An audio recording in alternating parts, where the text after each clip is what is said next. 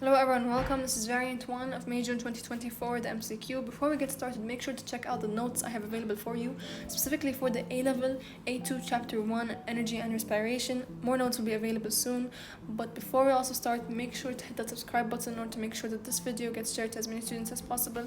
Now let's get started with question number 1. The diagram shows a stage micrometer viewed with an eyepiece article using a magnification of times 200. Using the same magnification, a chloroplast is measured as 4 eyepiece article divisions long. How long is the chloroplast? Now here we have an eyepiece article which is already scaled, and we're going to use this scale to figure out the length of 1 unit of the stage micrometer. Then if we know the length of the unit of the stage micrometer, we can multiply that by 4 in order to do what? In order to obviously go ahead and find the length of the chloroplast. So let's get started. So firstly, you're going to get your calculator. You're going to make sure to subtract 90 from 50. 90 minus 50, that's 40 units. So along the 0.1 millimeter, stage micrometer unit, we have 40 units of the eyepiece article. Now we are looking for for the length of 1 eyepiece article unit. So what's the length of 1?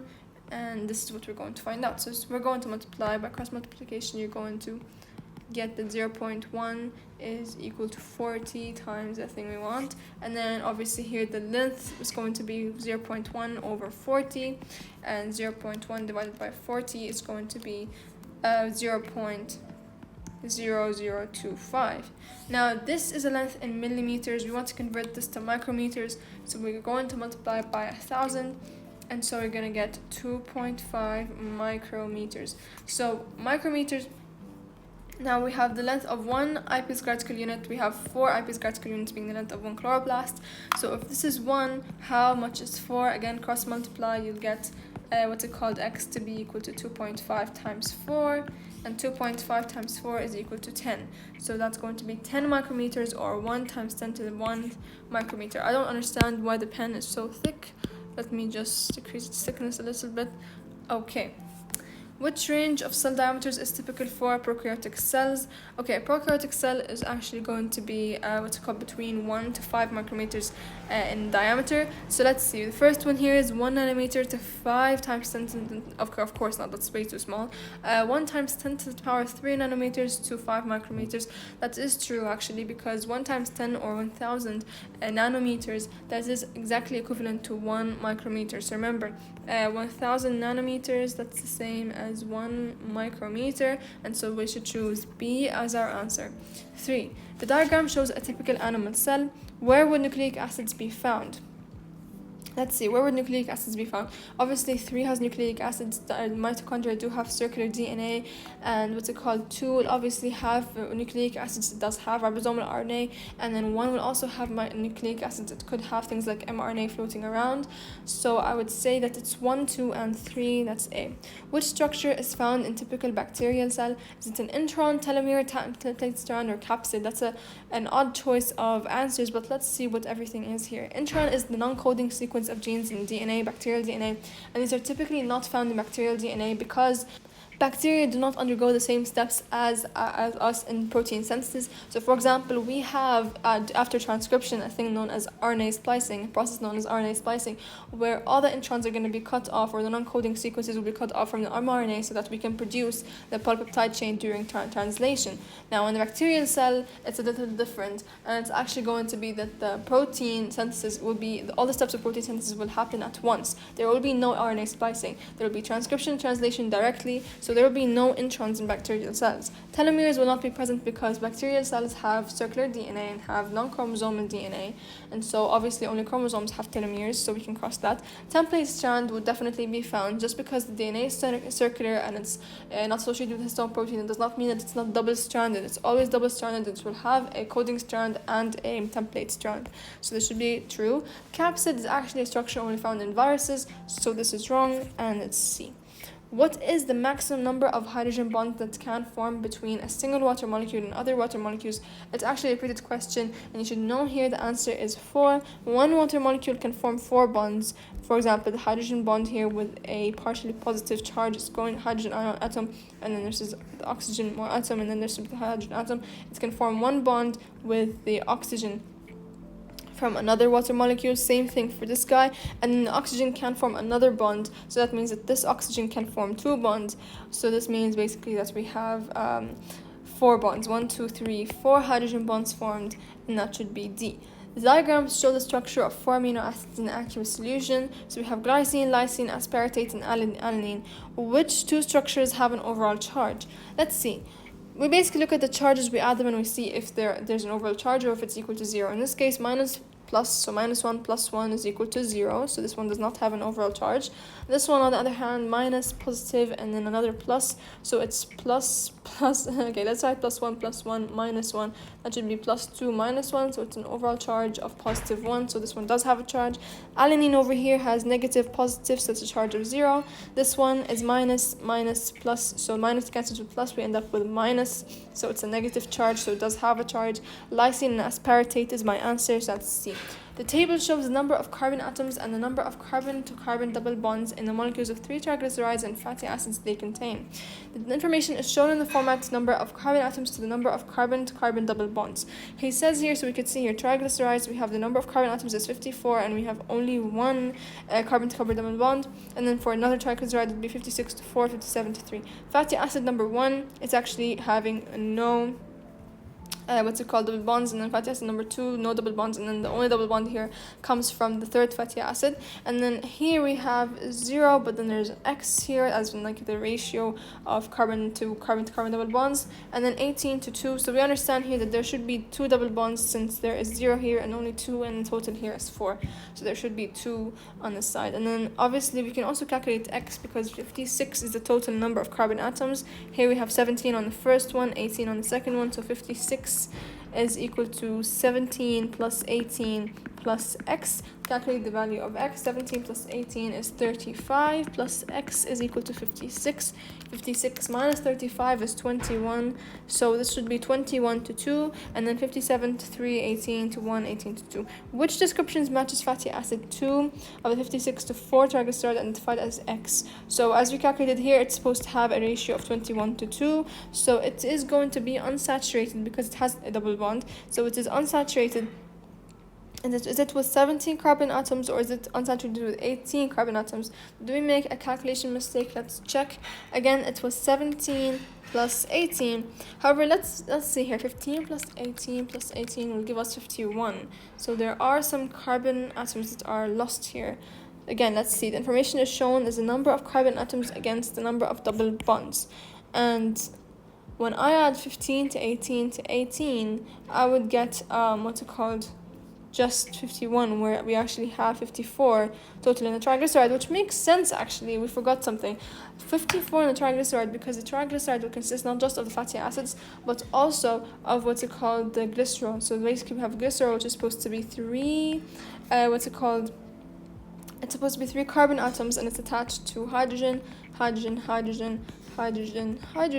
and then there will be the ester bond between the 2 over here. So this should be C double bond O, and then OH. Actually no, the OH has already been used, so it will be double bond O, and then we're going to have the fatty acid chain and the fatty acid chains over here. So there should be 3 that shouldn't be accounted for. So it wouldn't actually be 56. It would be 56 minus 3. So that's 53. 53 will equal to 35 plus X. Could we find X? 53 minus 35. That should be 18, as you could see. So yes, it will be 18 carbon atoms, and it will be unsaturated because we found out it has 2 double bonds. And when a fatty acid chain has double bonds, it means it's unsaturated.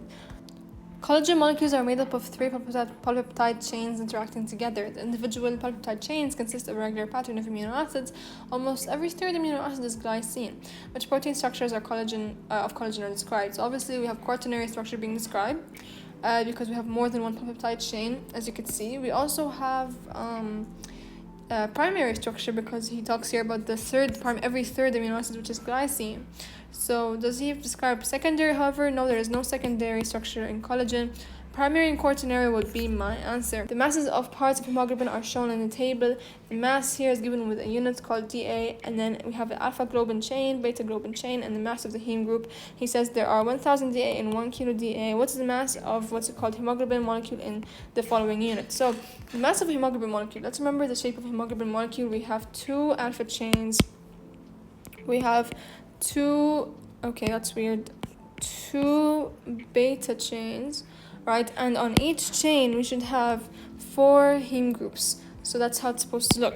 But from the information we have is just the mass of 1 alpha globin chain, 1 beta globin chain, 1 heme group. So we could multiply this by 2, this by 2, and this by 4, because we have 2 alpha globin, 2 beta globin chain, and then 4 heme groups. So in order for us to find the mass, so let's do this. 15, 1 to 6 times 2 plus, so let's write this down. So 15, 1 to 6 times 2 plus 15, 8, 6, 8 times 2 plus 6, 6, 1, 7 times 4. And this, let's put it on the calculator. 8, 6, 8 times 2 plus 6, 1, 7 times 4, and that should give you the following number. Now you should divide this by 1,000 because he said he wants it in kilo day A. So if you divide by 1,000, you should get 64.45, which is approximately 64.5. What's the correct order of locations in the cell for the production of extracellular enzymes? Okay, an enzyme is a protein, and where it's produced, we start with the nucleus with transcription. From there, the mRNA is going to move to the cytoplasm, where it's going to find the ribosome, whether it's alone in the cytoplasm or on the rough endoplasmic reticulum. From here, that chain will be synthesized during translation, and it will move to the Golgi apparatus, where it could be modified, forming the enzyme, which will then leave the cell in the vesicle, Golgi vesicle. So let's see: nucleus, ribosome, rough endoplasmic reticulum, Golgi body. Totally true. Let's see the other options: ribosome, then nucleus. That does not make sense. Ribosome, then rough endoplasmic reticulum, then nucleus. Again, no. And then lastly, we have rough endoplasmic reticulum to nucleus. It doesn't start without a nucleus. It's A. Okay. The graph shows the trend for an enzyme catalyzed reaction. Which labels are correct for x-axis and y-axis? So this looks a lot like the pH against rate of reaction graph, or actually the opposite way around, where like we have the pH on the x-axis and on the y-axis we have the rate of reaction, because you could see how we have a peak in the middle at the optimum pH, and then below the pH and above it the enzyme will be denatured and will not work at the optimum rate. So I would say it's pH against rate of reaction, C. Which statements about the Michaelis-Menten constant, Km, are correct? So the higher the Km, the higher the affinity of the enzyme for the substrate. Actually, no, the lower the Km, the higher the affinity of the enzyme for the substrate. Let's understand how this works. So in order for us to figure out what the Km is, let's first draw the graph of the substrate concentration against the rate of reaction graph. So then we have to understand it looks something like this. It's steep in the beginning, and then we have a plateau by the end. Now as you increase substrate concentration, you could see in the beginning it is the limiting factor until we reach here, where the rate does not really change as you keep on increasing the substrate concentration. So this over here is the maximum rate of reaction with the substrate concentration. We call it the Vmax.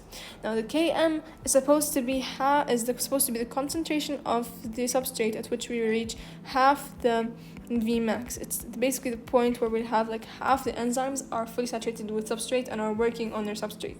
So this will be half the Vmax, the substrate concentration at which we reach half the maximum rate of reaction. So if you were to increase the Km, that means that you require greater amount of substrate. Let's see how that looks. You require a greater amount of substrate in order for you to finally reach the half the Vmax, which means that this is obviously a lower affinity between the enzyme and substrate. The higher the affinity, that means that I wouldn't really require that much amount of substrate for me to reach half the maximum rate of reaction. And so that's why the lower the Km, the better. Km is a measure of degree of enzyme affinity for the substrate. Yes, it is true, okay, and Km is defined as the substrate concentration which an enzyme functions at half its maximum rate. That's what we just said. So it's 2 and 3 only, that is D. Now moving on to 13. The diagram shows how nicotine is transported from the blood plasma into the cell using a type of co-transporter mechanism. So let's see what's happening here. In the phloem tissue, there is a co-transporter mechanism that moves sucrose into the cytoplasm of a companion cell. Which statement correctly describes the similarity between the co-transport of nicotine and the co-transport of sucrose? Let's see what's going on here. We have the blood plasma. So let's see, we have blood plasma here. And we have hydrogen ions moving down the concentration gradient from the cell to the outside of the cell, and we have nicotine being co-transported, but this time in the opposite direction. So we don't usually see this happening. Usually what happens is that in co-transport, at least like in the phloem tissue, hydrogen ions are going to come into the cell with its friend, with sucrose or with amino acids together. They go together, but this time actually hydrogen ion will move in, so nicotine will move out. It's like they hate each other, so it's a bit different. Which statements correctly describe a similarity between the co-transport of nicotine and the co-transport of sucrose. So obviously here the similarity wouldn't be that they move like this and what's it called, phloem tissue, but let's see. The co-transported proteins generate a protein gradient by moving protons out of the cell by active transport. Actually, that isn't true. You could see this is not what happens in this diagram. Actually, and also in the phloem tissue, what happens in the companion cell is that there is a hydrogen pump which continuously works to actively transport hydrogen ions out of the cell and into what's it called, like outside of the cell. And so obviously this is not what's happening here. We don't see any hydrogen pumps working. We don't see this in the co-transport mechanism. So this is wrong. The protons are transported through the co-transporter protein by fast-rate diffusion. That is true. That's what's happening. Protons are moving down their concentration gradient.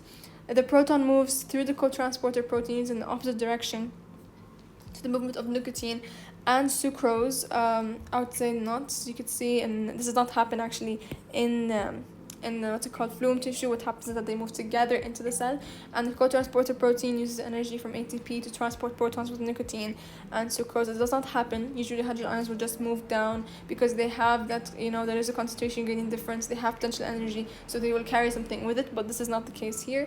The diagram shows a simple metabolic pathway. The letters W, X, Y, and Z represent 4 different substances.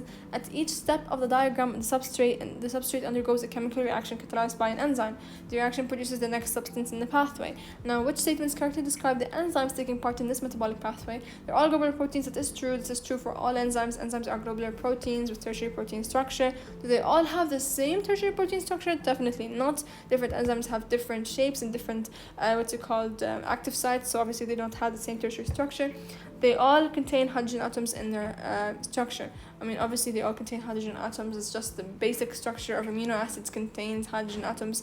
So I would say 1 and 3 only, so that's C. A student observed the effect of 2 different concentrations of salt solution on blood cells. The student added each concentration of salt solution to one of 2 microscope slides, and then a small drop of fresh blood was added. Each slide was viewed using high-power lens of a microscope, and the student's observations were recorded. Slide number 1, there is no red blood cells visible at all. Slide number 2, the red blood cells were visible but looked slightly crinkled, so obviously here water has moved out of the red blood cells. So this is important. Water moved out. Which row correctly explains the results? Slide 1. Swelling of the cells causing them all to burst. Swelling of the cells caused them all to burst. Maybe that could be the case, is like why we don't see any red blood cells, but slide 2 says the what's called water potential, so this means water potential of the cell was more negative than the water potential of the external solution. So that's not true, because if it's more negative, that means it's more concentrated, and so water will move down. It's called down. If it's more concentrated, that means it has a lower water potential, and so water will move down a water potential gradient. So obviously it will not look crinkled. It will actually be turgid, and it could burst as well. So it's not turgid. It's going to burst. So B, the water potential of the cell was more negative than the water potential of the external solution. If it's more negative, again, then it means it's more concentrated. If it's more concentrated, that means that it has lower water potential. Water could move down water potential gradient and into the cell. That means it could burst, which explains why there is no red blood cell visible. So this could be true. And then slide 2, the water potential of the external solution was more negative than the water potential of the cell. Water potential of the external solution being more negative means that the water will move out of the cell, because if the water potential is more negative, the solution is more concentrated. That will have a lower water potential, and so water will move down its water potential gradient out of the cell and into the solution, which is why it looks crinkled. So this explains it. It would be B. Which statement correctly describes fast-rate diffusion? The process only occurs using channel proteins that change shape and not use energy provided by the cell. Actually, fast-rate diffusion does not use energy. And number 2, it could happen using channel or carrier proteins. So I think A is wrong. B, the process occurs using channel proteins or carrier proteins that may or may not change shape. That is true. They could or cannot change shape. This process could occur using channel proteins or carrier proteins that use energy provided by the cell, again, not necessarily using energy. And the process only occurs using carrier proteins that create a gradient to move ions in opposite directions. It is not how diffusion or facilitated diffusion work. So it's B. Okay, which row is correct for stem cells?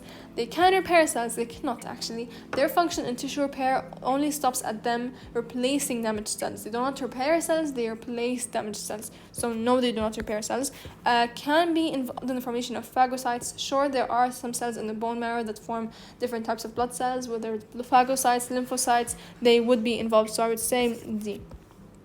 Eukaryotic organisms grow and increase in size as a result of cell division. The diagram shows some stages of mitosis with one stage missing and labeled X. Okay, so we have one stage labeled X, which I would assume it's going to be the stage in between the two, which here you can see we're approximately like at prophase now, but in the middle here we're going to have anaphase, the beginning, where what's it called, this is metaphase obviously, where like they're all lined at the equator in the middle of the cell, and then during anaphase this sister chromatids will be pulled apart. So spindle fibers attach to the centromeres and the chromosomes line up along the equator. They do not, that's metaphase. Okay, that's exactly what's happening here. The chromatin coil and condense and the nuclear membrane disintegrates. That's prophase, that is before any of this happens. The chromosomes line up along the equator of the cell. Again, no, that's metaphase. Microtubules shorten so that the spindle fibers contract and the centromeres divide. That's exactly what happens during anaphase. Remember here that there are spindle fibers holding these chromosomes in the middle. Once anaphase happens, what exactly happens? The spindle fibers start to shorten, and so this pulls the sister chromatids away from each other, so there will be cleavage in the centromeres which hold the two sister chromatids together. So I would say it's D. The graph shows various distances measurement taken from start of metaphase of mitosis. The graphs are to scale when compared to one another. This is a very repeated question, so I advise you memorize this. Distance x against time, and there's distance y against time. So let's see what exactly is the distance here. So as you can see here, distance is constant, then at a specific point the distance starts to decrease. So this looks a lot like the distance, not between the poles of the spindle. The poles of spindle are always constant during metaphase. Distance between the poles of spindle, distance between the centromeres and the poles of spindle, exactly, because centromeres are always going to be in in the middle of the chromosomes in the center of the cell, and then once anaphase happens, the centromeres will be getting closer, they're going to be pulled apart and they get closer to the poles of the cell, right? So they get closer to the poles. Remember, the poles are like the ends of the cell. These are the poles. So yes, the centromeres are going to get closer to the poles of the cell. Okay, and then that's going to happen at this point exactly in time. So this would be anaphase. So this was metaphase, and this will be anaphase. And in anaphase, what starts to increase in distance? What exactly increases in distance? I would say the distance between the sister chromatids starts to increase during anaphase. So let's see the options here. Distance of centromeres from poles of the spindle. No, that actually decreases. That does not increase. Distance between sister chromatids. That is true. So it's C. Okay, which row is correct for the start of anaphase of mitosis? Form of DNA. Anaphase, we mentioned separated sister chromatids. DNA is associated with histone proteins. Always, that is true. It's not sometimes. Mitosis only happens in eukaryotic cells, and in eukaryotic cells, DNA is always associated with histone proteins. State of the cell, surface membrane, it's still intact. It will only be broken apart after telophase. So I would say that's C. The diagrams show chemical structures of 4 bases. We have 1, 2, 3, 4. You could see these guys. Here are pyrimidines, the ones with a single ring structure. So that includes things like cytosine and thymine. And then here we have these bases, which are going to be purines, like adenine and guanine. And he says, which diagram shows thymine and cytosine? That's exactly 2 and 3. 2 and 3, C. Okay. The diagram shows the nucleotide sequence of a small section of transcribed strand of gene. The table shows the amino acids coded for by 10 mRNA codons. There's the mRNA codon, there's the amino acid. So what is the sequence of 4 amino acids in the polypeptide translated from this small section of gene? Okay, so let's see. Firstly, remember the mRNA codon is going to be in U, not T. So let's firstly just translate this into an mRNA codon. So we're going to have C. So this is going to be G, C, C, C, G, G. It's a bunch of C's and G's. It's really confusing. G, G, C, and then lastly G, C, C. Let's see. So what exactly are the amino acids? Let's see. So here we have GCC. That's going to be GCC. That's alanine. So we start with alanine, and then we move on to who? CGG. CGG here is arginine. So we could see actually it's immediately here, it's showing, but let's continue, let's check. Then we have GGC, which is GGC, that's glycine. And lastly, we have GCC again, so that's again alanine, exactly B. Okay, what does the process of translation require? The process of translation, does it require DNA, free nucleotide bases, and mRNA? No, it does not actually, does not require any free nucleotide bases, does not require DNA. It does require, however, mRNA, it does require ribosomes, let's see. What's it called? Does not require RNA polymerase, it requires instead what's it called? Peptide transferase enzyme. mRNA, ribosomes, RNA polymerase, no. mRNA, ribosomes, and tRNA, exactly. The electron micrograph shows a longitudinal section of part of the stem of a plant. Interesting. So what is the name of the structure labeled X? Okay, so labeled X here. So we know this is supposed to be the what's it called flume C2 element because of the peripheral what's it called the almost broken ends, and it doesn't really have any organelles. So let's see the options. Companion cell, that's wrong. Casparian strip, there is no Casparian strip, and a flume C-tube element. The Casparian strip is present in the endodermal cells. Flume C-tube element or xylem vessel element. No, xylem vessel element will be completely hollow without these end walls. So C would be my answer. Which substance makes xylem vessel walls impermeable to water? So that would be lignin, not cellulose. Cellulose is permeable to water. Suberin is only found again in the endodermis, and collagen is not even found in plant cells, so it will be B. The following tissues carry an electrical impulse during the cardiac cycle. In which order does the electrical impulse travel during the cardiac cycle? So obviously, let's remember together how this works. The sinoatrial node is going to first be the one to beat and send an electrical impulse across the walls of the atria. Then from the walls of the atria, the impulse is going to move to the atrioventricular nodes. That's one, which is going to wait a little bit on the impulse before transferring it, so that we don't have any clonus, or that basically the heart, can finish with atrial systole before it moves on to ventricular systole. Now the atrioventricular nodes is going to be sending the impulse, through the down the walls of the ventricle, through the apex of the heart, and then through the bundle of His, and then through the porcine tissue, where it's going to contract from down to top, so that everything is fully contracted. So that's going to be then through the muscle. Oh, actually, I forgot the muscle wall of the atria, so let's erase this. The muscle wall of the atria, that's 2. Atrioventricular node will be 1. Lastly will be the porcine tissue, and then ventricular systole happens, and we're done. Now we have generalized diastole, nothing happens there. 4, 2, 1, 3, that is C. The graph shows the changes in the volume of the ventricles during a single cardiac cycle. Which row is correct for the atrioventricular valve at P and for the sublunar valve at R? So we have the end of atrial systole. What exactly happens to the atrioventricular valve at the end of atrial systole? So atrial systole was when the atria contract. When the atria contract, what's called atrioventricular valves will open, so that the blood will move from the atria to the ventricles, and that's why it's called atrioventricular. But at the end of atrial systole, we're done contracting, so the atrioventricular valves should close again. So the atrioventricular valves at P should be closed. Now for sublunar valves that are, same thing, at the end of ventricular systole. Ventricular systole is when the ventricles contract, so they push blood into the arteries, and that means that the sublunar valves of the arteries will open. But at the end, we're done contracting, the sublunar valves will close now. So R, again, they're closed, so I would say closes A.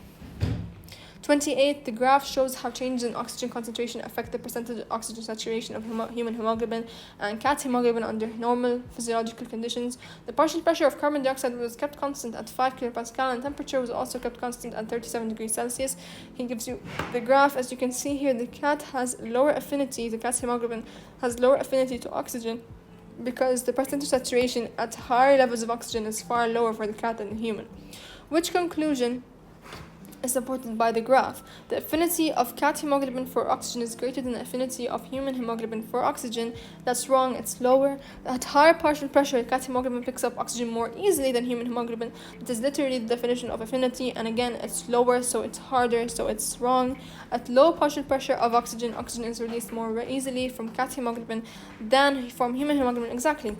Oxygen is released more easily from cat hemoglobin because cat hemoglobin hates oxygen. It does not have a high affinity for oxygen. So basically, at any time it can get rid of the oxygen, it will. That's why it's not really saturated with oxygen at low or at high concentrations of oxygen, or partial pressures of oxygen. So I would say it's C.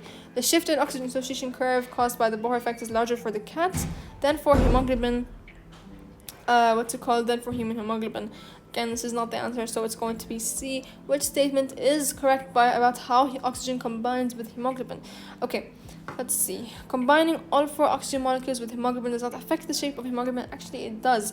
This is known as cooperative binding. When the first oxygen molecule binds to the first heme group on the first chain of the hemoglobin, this is going to make it easier for the second oxygen molecule to bind onto the second heme group, and the third and the fourth, and so forth. And so I would say this is wrong. One oxygen molecule can combine with each heme group of the hemoglobin molecule. That is true, so I would say this is the answer, but let's see also the other options. The first oxygen molecule to combine with hemoglobin does not affect the shape of hemoglobin. Okay, it actually does affect the shape of hemoglobin again, so this is wrong, and it's also wrong. And the third oxygen molecule to combine makes it more difficult. Actually, no, it makes it easier for the fourth oxygen molecule to combine, so it would be B. How are alveoli adapted to their function? Let's see. Alveoli contain squamous epithelium for short diffusion distance. That is true. Okay, and this allows for faster diffusion. They contain goblet cells. They do not. What do alveoli contain, guys? They contain squamous epithelium and some elastic tissue, which allows for contraction for for them to be able to what's the word? I forgot the word. Anyway, They contain squamous epithelium. That is true. They do not contain any goblet cells. Do not contain cilia. Do not contain cartilage. It's A. Okay. The diagram shows oxygen diffusing from a space inside an alveolus into the blood through the gaseous exchange surface. So you can see there's X, where oxygen concentration is inside the alveolus.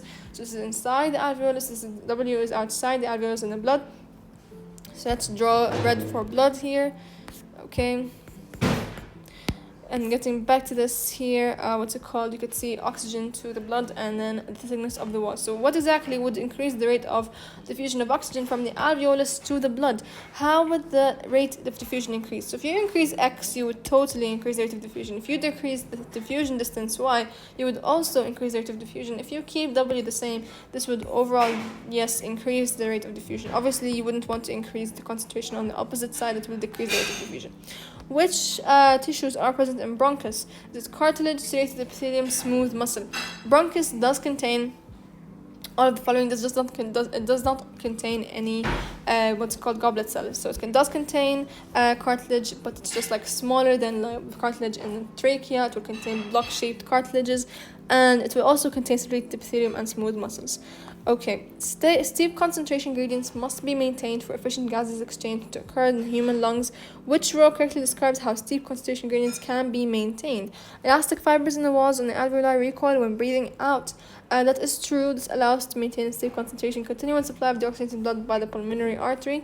True. Both of these help maintain the concentration gradient. Scientists investigated the effect of an antibiotic on the treatment of cholera.